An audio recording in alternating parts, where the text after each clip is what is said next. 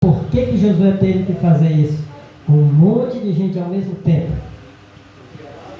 Porque aquela geração que saiu do Egito tinha sido circuncidada, mas a nova geração que nasceu no deserto ainda não tinha. E por que a outra geração não estava ali naquele lugar? Porque a geração que saiu do Egito era incrédula, não acreditava em Deus e não ouvia as palavras dele. Ou seja, desobedecer. O perigo de desobedecer a Deus é não chegar no lugar da bênção. Aí, irmãos, o que aconteceu? 40 anos eles passaram. Eles foram se perdendo pelo caminho. Aonde eles foram circuncidados? Esse evento aconteceu aonde? Quem lembra? No texto estava escrito. Gilgal. E Gilgal era onde?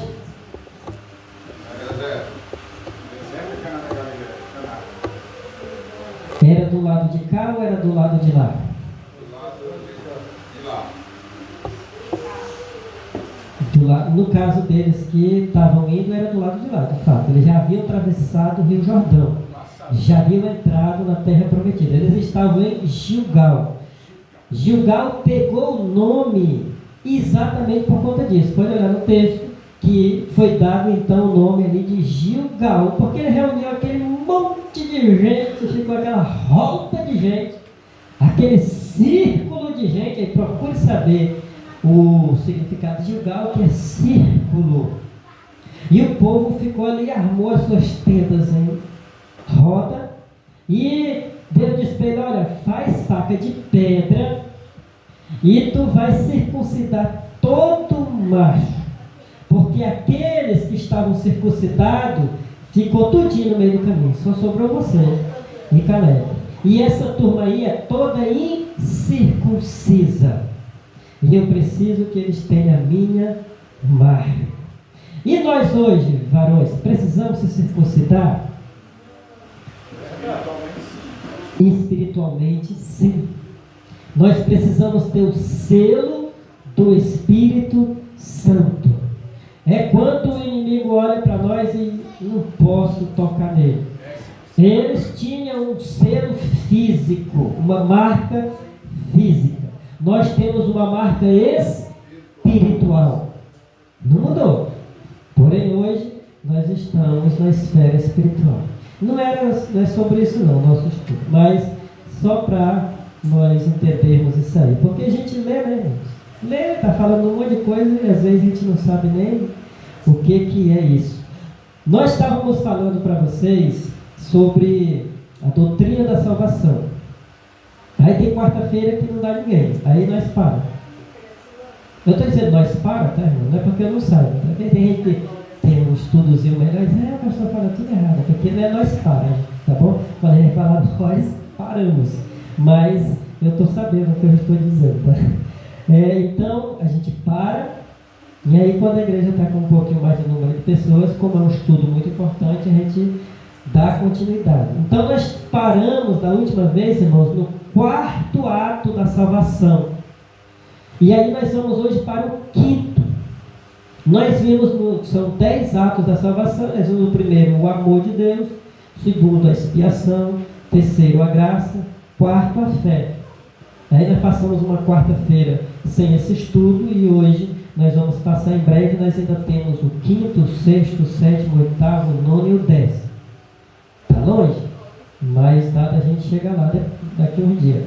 Então, o 5º ato da salvação, quem imagina o que é? O arrependimento. E para você, o que é arrependimento?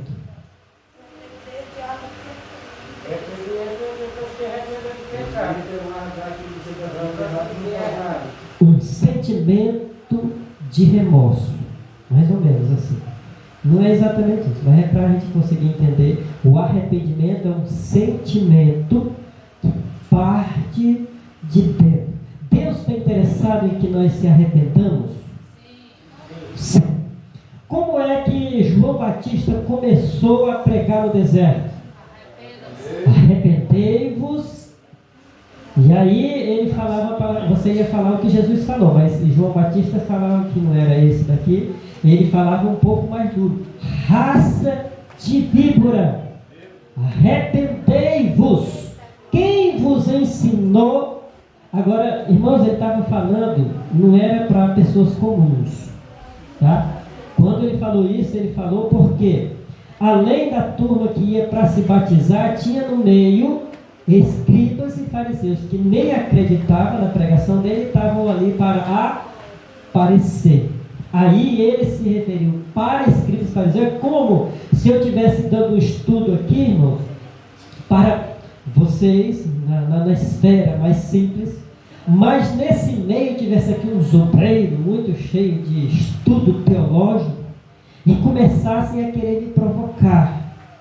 E aí eu usasse de autoridade com eles, não com a turma nivelada no nível, com a sua simplicidade. Então, João não falou aquilo para a multidão humilde. Ele falou para um grupo que estava ali dentro se disfarçando, que era escriba e fariseu, e ele chamou de raça de víbora. O que é uma raça de víbora que ele quis dizer? Venenosos. Vocês são venenosos. Estão no meio dos simples, querendo se passar por simples, mas na verdade vocês estão querendo criar contenda, confusão. Será que acontece ainda até hoje no meio evangélico, no meio das igrejas? Que tem raça de víboras, pessoas com conhecimento, pessoas com níveis elevados, que se misturam como se fossem pessoas simples para criar confusão. Antes de nós ir para cá, irmãos, nós participamos de uma das últimas aulas de escola dominical lá no Mocinha Magalhães Zoom, e uma das pessoas que foi de lá do início e tudo, mas que hoje está vivendo uma vida meio afastada, e ele entrou ali e ele entrou em contenda na aula por conta de um assunto que ele não concorda, e ele estava ali visitando, e o professor estava ministrando da forma correta que estava na lição. Como ele discorda, uma aula com uns 12 senhores, mais ou menos, lá na parte de trás da filial do Mocinha, quem conhece, o Raimundo conhece, foi construída ali pelo pastor Sebastião, já estava construído aquilo ali novinho, e ele ficou criando contendas no meio do pessoal, por conta de que ele não concordava com o que estava sendo ensinado, sendo que o homem está andando, fazendo um monte de coisa errada por aí, e todo mundo de lá sabe. Então, irmãos, são raça de víboras, certo? Então, João Batista, ele começou a pregar assim. E Jesus, ele pregou assim. Como foi que iniciou-se o ministério de Jesus, as primeiras pregações dele?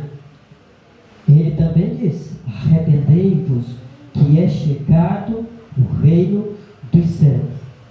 Então, o arrependimento é uma coisa que Deus espera do homem pecador. A primeira pregação do Novo Testamento é esta: arrependei-vos, porque é chegado o reino dos céus. Nós temos a referência exatamente a de João Batista. Se você procurar, você vai ver que se refere a João Batista, Mateus capítulo número 3, versículo 15.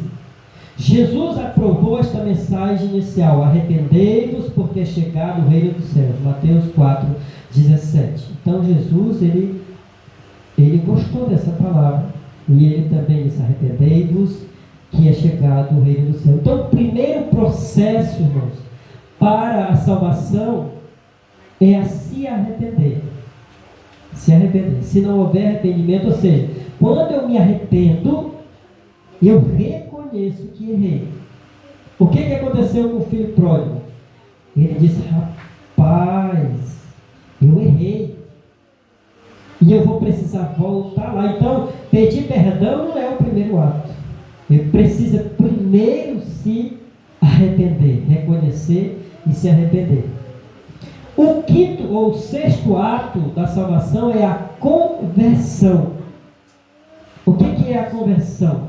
Nós falamos aqui no sentido prático, no dia desse, não foi? Acho que muita gente estava aqui no dia que a gente falou da conversão, mas nós não estávamos no ponto, a gente entrou sem querer. A conversão, a gente falou, quem dirige sabe o que é uma conversão e tudo. Mas o arrependimento, nesse caso aqui, ele vai chegar na conversão depois. Então, o comentarista do nosso estudo diz o seguinte: o sexto ato da salvação do homem é a conversão, enquanto o arrependimento é uma mudança. Nós passamos um ponto, tá? O sexto ato da salvação do homem é a conversão. Aí, ponto. A gente não misturar tudo. Enquanto o arrependimento é uma mudança de posição no interior do homem, a conversão é uma tomada de decisão. Tem para compreender? Quando eu estava falando da outra vez sobre a conversão, e eu até utilizei um exemplo que a gente tem aqui, depois da saída da vida, não foi? Quem estava aqui acho que deve se lembrar. Que se eu for aqui no rumo da Custódio Freire, aí eu me lembrei que eu deixei aqui na filial alguma coisa, aí me dá vontade de voltar. E eu tenho lá em frente o João Batista, que não é o João Batista que chamava todo mundo de raça de víbora, eu posso fazer uma conversão para depois passar aqui em frente de novo. Ou seja, aí o que acontece? O que é o arrependimento? É o sentimento. O arrependimento. Esqueci algo, preciso voltar lá. O que é a conversão? É a tomada de decisão. Porque eu posso me lembrar do que eu deixei aqui, mas eu posso decidir não voltar. E ir direto, não posso? Então eu não tomei a decisão, eu não fiz a conversão. Mas a conversão é além de eu me arrepender, ter o sentimento dentro, é eu dar volta para consertar o que eu errei. No caso aqui, consertar de fato. Não vim buscar o objeto, mas consertar o que eu errei. Eu errei lá. Eu não sei se vocês se lembram, mas eu já contei aqui. Quem se lembra do caso do rapaz lá, que era daqui, que fugiu para Manaus e depois voltou para pagar a pena aqui depois que aceitou Jesus? Você se lembra que aconteceu? Ou seja, ele fez um ato de conversão. Ele cometeu um crime aqui, depois ele fugiu da cadeia daqui, que no passado era fácil, fugiu para Manaus, se escondeu por lá pelo interior. Um dia ele conheceu Jesus, aceitou Jesus e lembrou-se: olha, eu devo a justiça do Acre. Aí ele voltou, pegou um advogado e foi se apresentar para cumprir a pena que ele devia. Ou seja, ele se arrependeu, primeiro passo. Isso é um exemplo muito prático para a gente entender o que é o arrependimento, o que é a conversão. E aí depois ele voltou para consertar, pagar o que ele devia. Certo? Passando daí, irmãos, o sétimo ato é a reconciliação. E o que é a reconciliação? O que é uma reconciliação? Um exemplo. Uma lista legal isso. O mais comum no dia de hoje. O cara casa lá no 1.200 casais lá no Arena da Floresta, com 2 meses, os 1.000 já se foram e os 200 ainda estão se segurando. Então, ou seja, separou. Ficaram brigados, ficaram inimigos, e muitas das vezes inimigos, né? Rola até morte. Mas às vezes alguns decidem depois se reconciliar. Ou seja, voltar, conversar e ter uma nova aliança, vamos dizer assim, para viverem novamente uma vida. Quando o homem pecou, irmãos, ele se tornou inimigo de Deus, certo? Não que Deus quisesse ser seu inimigo, mas o homem, quando ele peca, ele deliberadamente, ele se levanta contra o seu Criador. E a partir daí ele passou a ser inimigo de Deus. Como que nós vamos saber disso, irmãos? O que aconteceu com o homem lá no Jardim do Éden depois que ele pecou? O último ato de Deus com o homem lá no Jardim do Éden. Não, o último. Daí foi o primeiro, depois do pecado. O último ato de Deus com o homem no Jardim do Éden foi que Deus expulsou o homem do Jardim do Éden. Se Deus expulsou, irmãos, eles se tornaram o quê? É como que o Jardim do Éden fosse um lugar de convívio dos dois. E Deus chegou para eles: olha, não dá mais para nós dois viver no mesmo lugar. Igual o casal quando se separa, olha, debaixo do mesmo teto não dá mais. Acabou aqui. E aí o que acontece? Esse negócio de... me desculpa que eu vou dizer, tá? Esse negócio de virar inimigo e depois se reconciliar, eu não conheço muito bem. Então que vai e volta. Então, irmãos, é isso mais ou menos o que é uma reconciliação. E aí, ela nem entendeu o que foi, né? Melhor ainda. A menina entendeu. Ela só riu. Então, irmãos, o homem foi expulso do jardim do Éden. É como que o cara chegou lá e puxou a espingarda. Lá no seringal tem muito isso, né? Camarada, você vai sair daqui agora ou você vai pegar chumbo. Aí se torna um inimigo. Mas no seringal, onde eu me criei, acontece muito isso. Camarada brigar, o outro pegar a arma, querer matar o outro. Aí daqui uns dias, irmão, daqui uns anos, se procuram para se consertar. Aí dá aquele abraço, aí vem aquele choro. Porque quando é um arrependimento, quando é uma reconciliação verdadeira, tem choro, tem lágrima, tem clamor às vezes, tem coisa difícil. Aí o homem, ele era inimigo de Deus a partir daí. Pastor, Deus ainda deu uma pena para ele, né? Qual foi a pena? Trabalhar, ganhar o seu próprio sustento só do seu trabalho, várias coisas. Foi uma pena pequena até, né? Foi o básico. Poderia ter sido pior. Então o homem se tornou inimigo. Então ele precisava se reconciliar com Deus. Como que ele ia fazer isso? Se reconciliar com Deus. Então veja aqui o que diz o comentarista. O sétimo ato da salvação do homem é a reconciliação. Após a conversão, acontece a reconciliação do homem com Deus. No caso do filho pródigo, irmãos, como é que aconteceu? Após ele se arrepender, ele deu a volta, assim ou não? Aí voltou. Aí o que ele fez? Aí eles fizeram o quê? Se reconciliaram. Exatamente. E aquele pai representa quem? Deus. E o filho? Representa quem? O pecador. Exatamente. Então é isso que acontece com o homem que se encontra com Jesus. O que acontece? Ele agora é inimigo de Deus, se encontra com Jesus e aí acontece aquela festa no céu por um pecador que se arrepende. E aí essa festa aconteceu no filho pródigo. Aí eles vieram e fizeram o quê? O pai o abraçou, o beijou e preparou uma grande festa. Reconciliação. O que o pai disse dele?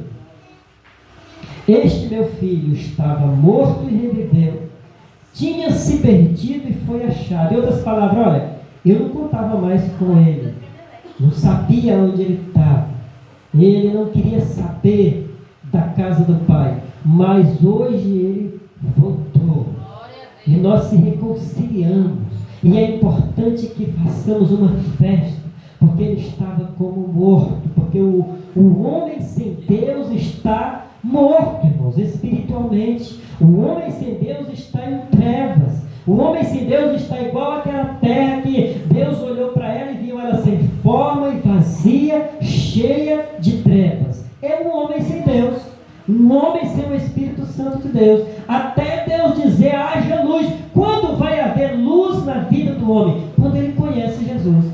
Aí ele conhece Jesus, a luz entra na vida dele, recebe o Espírito Santo e ele se reconcilia com Deus. Isso foi possível por conta da morte de Jesus.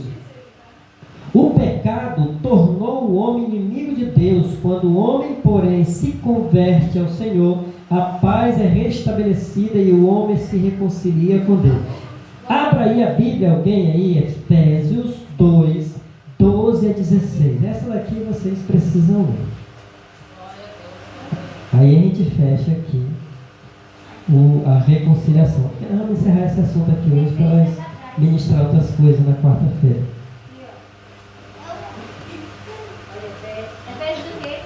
Efésios 2, do 12 ao 16. São 5 versículos.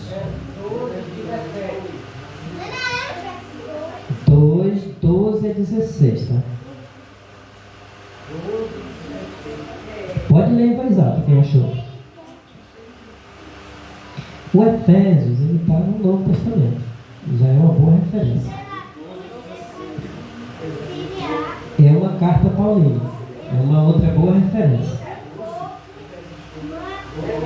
Vamos ouvir aí o menino Leandro. Começa aí de novo, Leandro.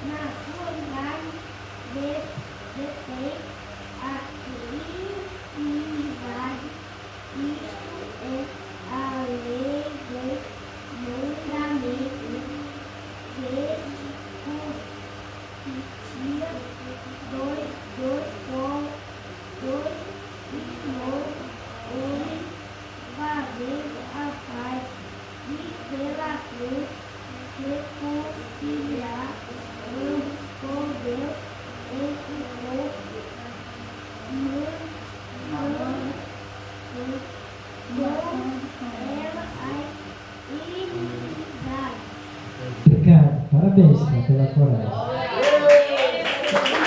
Aleluia.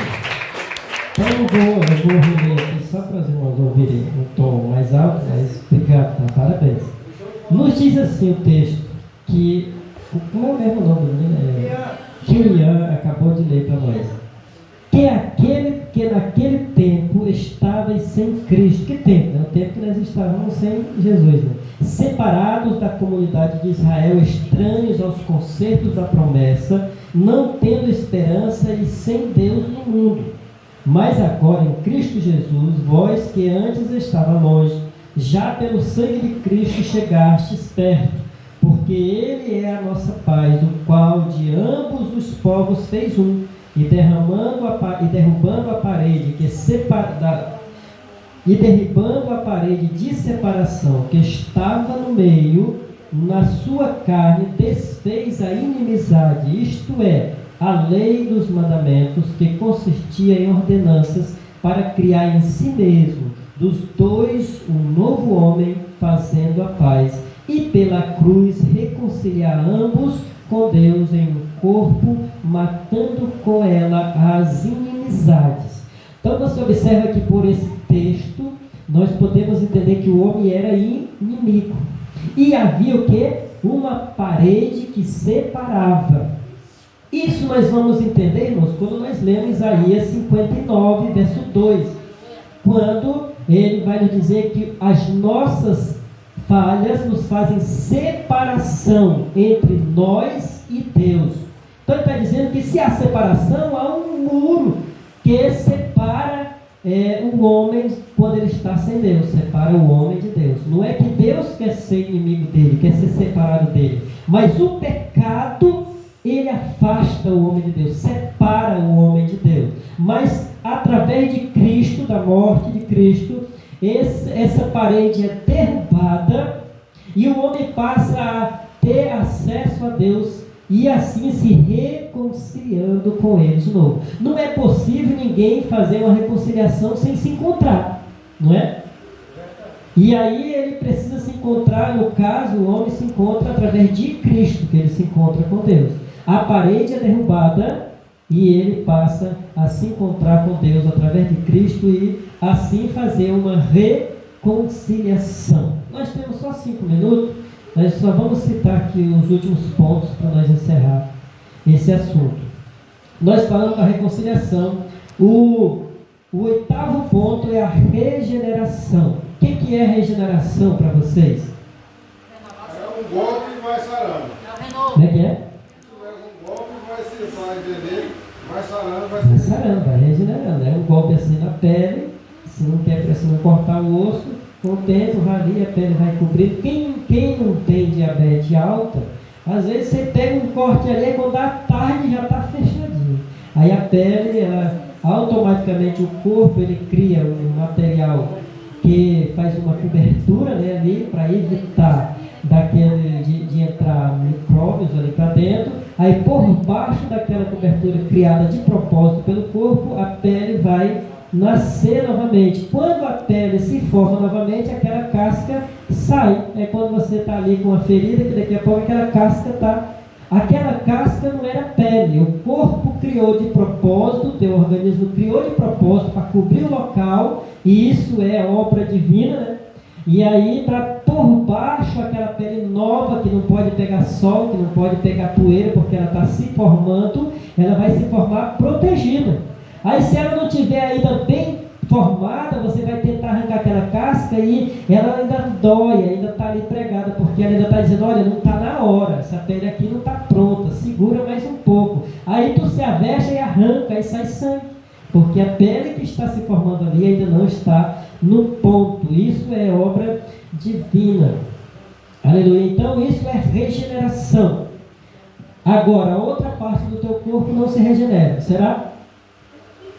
O fígado se regenera. Aí é o melhor exemplo do que é regeneração. Tira um pedaço lá e se regenera. Mas nesse caso do homem, não é exatamente isso que acontece.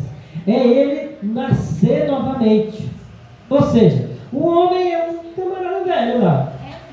Que tem diferença do homem velho de um velho homem? Será que tem? O que vocês acham? Linguisticamente falando, um homem velho e um velho homem tem diferença? Sim. E o que é um homem velho? E o que é um velho homem? Um homem que era velho ficou novo. Geralmente você... tu sabe. Tu ia falar. Tem diferença do homem velho e de um velho homem? Qual é a diferença? Homem velho é um homem velho. Ele é quando a pessoa... As meninas estão falando ali, na linguagem feminina ali, das meninas. Imagina que o camarada vem e mexe com essas meninas aqui, camarada já mais de idade e tudo, e ela não gostou. Esse homem velho, ela está deixando ele numa situação rebaixada de que ela não gostou da sua atitude. Um homem velho, mal educado, metido.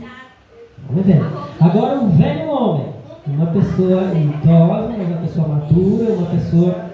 Certo? Nesse caso aqui, irmãos, do velho homem é uma natureza velha que herdou lá do jardim do Éden, certo? Aí essa natureza vai morrer quando ele se encontra com Cristo e ele vai nascer de novo.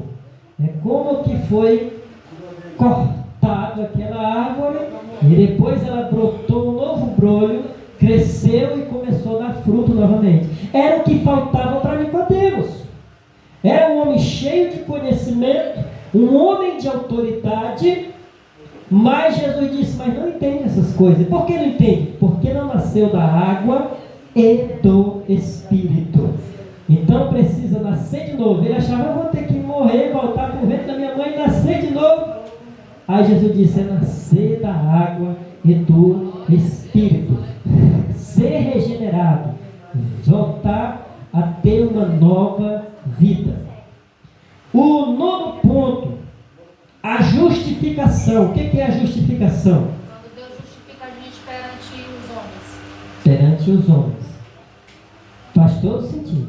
Faz todo sentido. Imaginemos que... Eu já falei isso aqui várias vezes, mas eu vou falar de novo. Já estamos falando de justificação. O que é justificar? O homem não era culpado diante de Deus? Vamos imaginar que fosse um crime. Vamos cometer um crime. E aí, diante de Deus, que é o juiz, ele é culpado. Foi lavrada a sentença. Qual era a sentença? Morrer. A Bíblia diz que a alma que pecar, essa morrerá. Tinha outra solução? Não tinha. Tinha que ter morte. Porque a Bíblia diz, sem derramamento de sangue, não há remissão de pecados. Então toda a humanidade ia ter que morrer. Não ia sobrar ninguém. Aí Cristo veio e morreu uma morte substitutiva. Morreu a morte que era da humanidade. Tem um pregador aí, que eu não sei se alguém sabe quem é, que ele faz uma analogia sobre isso, e ele diz que nesse caso era mais ou menos assim, como que tivesse um corredor da morte. Não tem país que tem pena de morte? E todos estão ali já condenados à morte, estão na fila. Aí chegou a hora do primeiro ser executado. Aí Cristo chegou na frente e disse: sopa, eu morro no lugar deles tudinho. Quem eram esses? Eu e você. E quem foi que entrou lá na frente? Jesus. Morreu em nosso lugar, que estávamos na fila da morte. Claro que essa questão da fila é só uma analogia, tá? Você não vai dizer que eu estou dizendo que a Bíblia está dizendo que tinha uma fila de gente para morrer e Jesus chegou e entrou na frente, né? Então, mas o homem era culpado diante de Deus. Jesus morreu no lugar dele, e aí? Então Jesus pagou o preço, porque o preço era a morte.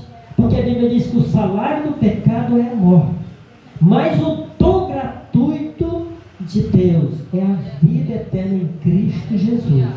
Então, se a morte tem o seu, se o pecado tem o seu salário, morrer, Cristo pagou o preço de graça, dom gratuito de Deus para mim e para você, amém? Aí ele chega diante de Deus: Pai, está aqui, esse daqui eu justifiquei, ele é justo.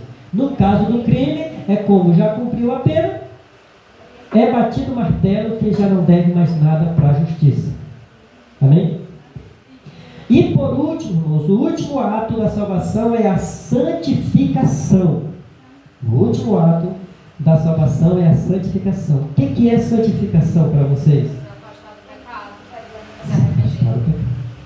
A palavra mais adequada para a santificação é separação, tá? Que é você ser separado do pecado para Deus, separado do mundo para Deus. Então, quando a Bíblia diz que Deus separou um povo para si, está dizendo santificou um povo. E isso Ele quer de nós, que nós sejamos assim, santos, irrepreensível, que vivamos uma vida diferente do que vivíamos antes. Então, Paulo diz: vocês agora não vivem mais na vida que vocês viviam antes, cheia de ignomínia, cheia de mentira, cheia de contenda. E aí ele bota um monte de coisa que nós vivíamos, mas hoje nós vivemos uma nova vida. E aí, para nós finalizar, abram a Bíblia aí, não faz parte daqui, mas só para nós finalizar esse assunto. 1 Coríntios 5,17, tomara que eu não tenha fugido da minha memória.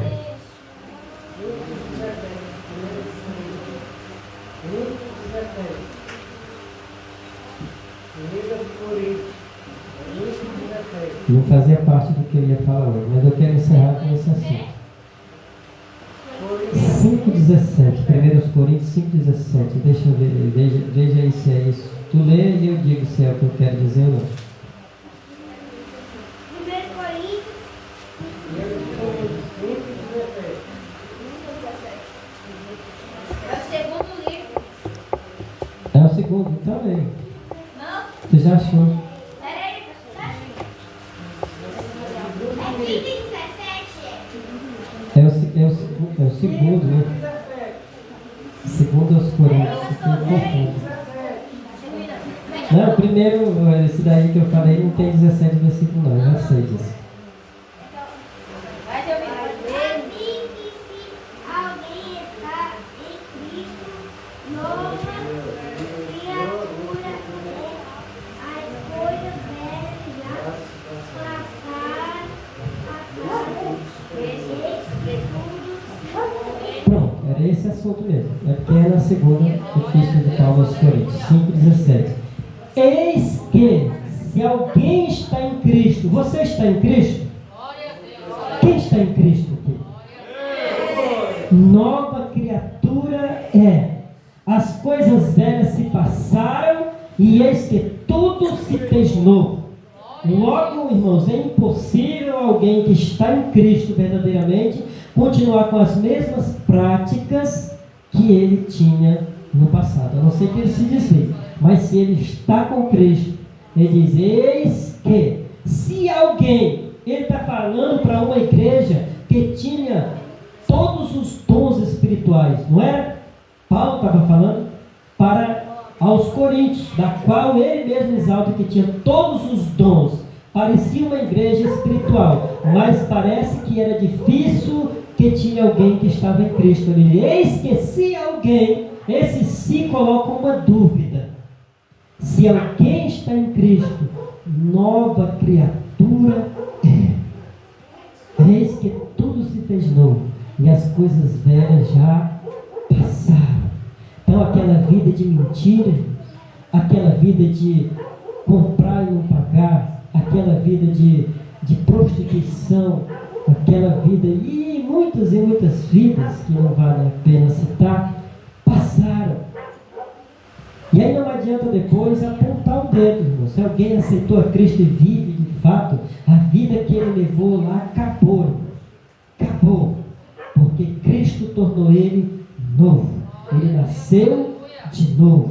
Eu e você nascemos de novo para ter uma nova vida e viver em novidade de vida em Cristo Jesus. Amém?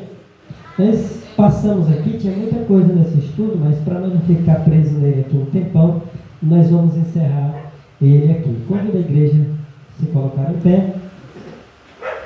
Amanhã, irmãos, tem culto de missões lá no templo.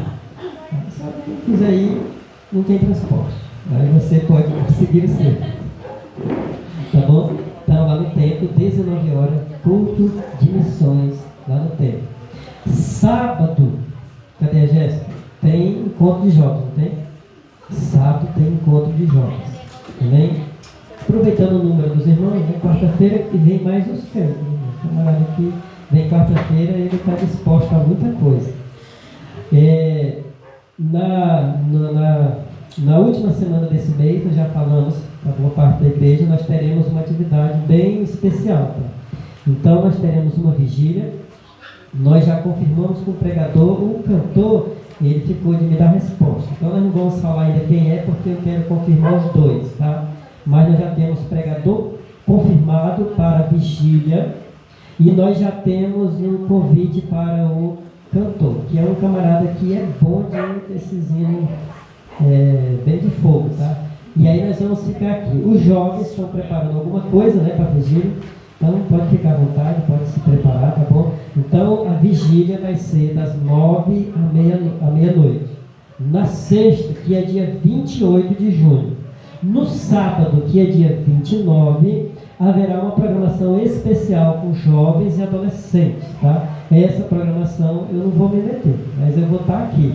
Mas aí eu vou deixar a Jéssica à vontade para convidar o pregador. Tá? Outra vez foi nós que convidamos, mas dessa vez vamos deixar a líder à vontade, convidar pregador, quiser convidar cantor, mas eu quero que seja uma programação especial como aquela de sábado atrasado, tá bom? Que tudo isso para nós se preparar também para o domingo, dia 30, que haverá um culto com a Capela de Irmão Amiga aqui do lado de fora da igreja, às 18 horas, mesmo horário do culto. Então, nosso culto do último domingo desse mês, ele vai ser realizado aqui do lado de fora, com a equipe da Capela de Irmão Amiga, que vem com instrumentos, que vem com aparelhagem de som, que vem com pregador, que vem com cantor, que a equipe vem completa. Amém? Eles já andam com a equipe deles completa. Nós só vamos ficar aqui. Eu vou fazer o devocional, entregar para eles e daí até 10 horas da noite é com eles. Isso domingo, dia 30. Então, orem em prol dessa causa, tá, irmãos? Orem em prol dessa causa, porque o serviço é voltado para ganhar almas. Então, esse trabalho vai ser voltado para ganhar almas. Amém? Tem mais aviso? Domingo tem escola dominical e domingo também tem culto à noite, tá? Nós estamos gostando, tá, irmãos? Os irmãos estão se aproximando da escola dominical, Deus está trabalhando devagarzinho, os jovens estão se aproximando, os adolescentes estão se aproximando, os adultos estão se aproximando. Daqui a um tempo nós vamos estar com mais pessoas que essas assim no domingo de manhã, fazendo um café da manhã, fazendo um negócio, e vai ser bênção em nome de Jesus. Deixa eu ver aqui, irmã Shirley, ora aqui encerrando o culto para nós. Obrigado, tá, Sebastião? Deus abençoe sua vida, tá bom? Estamos orando por você, tá bom? Deus continue trabalhando na sua vida e na sua família. Amém? Vamos fechar nossos olhos e agradecer a Deus por este culto e por nossas vidas. Amado Pai, estamos aqui na tua presença, meu Deus, muito obrigado, meu Deus, pela tua presença, meu Deus, pelas tuas bênçãos em nossas vidas, Pai. Que o Senhor venha nos guardar cada dia mais, meu Deus, aonde nós pisarmos, tanto dos nossos pés, que nós possamos nos ter guardado pelo teu poder, pelo teu Espírito Santo, meu Deus, que o Senhor venha abençoar cada um que estás aqui, meu Deus. Colocar desejo, meu Deus, sede de justiça, sede das tuas palavras no coração de cada um deles, meu Pai. Nos proteja, nossos filhos, nos guarde, que nós possamos, que o Senhor possa, meu Deus, colocar desejo no nosso coração, deixar a tua presença cada dia mais, que o inimigo não venha nos atrapalhar, meu Deus, que ele venha, que o Senhor venha repreender toda a tristeza, todo o desânimo, tudo aquilo que não te agrada, em nome de Jesus, assim que nós pedimos e agradecemos. Amém. Coloque a sua mão assim. Que o Senhor te abençoe e te guarde. Que o Senhor faça resplandecer o seu rosto sobre ti e tenha misericórdia de ti. Que o Senhor sobre ti levante o seu rosto e te dê a paz. Que a graça de nosso Senhor Jesus Cristo, o amor de Deus, nosso Pai, a comunhão e a consolação do Espírito Santo seja com toda a igreja hoje e sempre. Todos digam.